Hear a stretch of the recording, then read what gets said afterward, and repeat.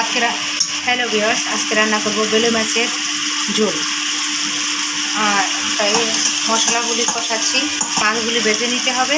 জল দেওয়াতে পানিটা জল দিলাম। আসবো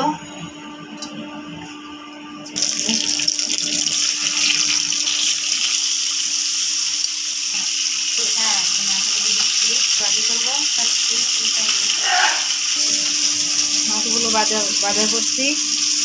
এখন বড় গ্যাস দিয়ে দিব, এটা বড়ে নে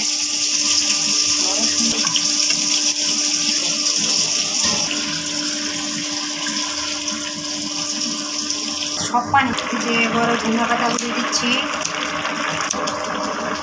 দিলাম।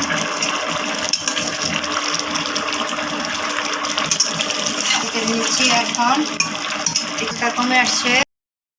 ভালো লাগে লাইক কমেন্ট সাবস্ক্রাইব করবেন, ধন্যবাদ।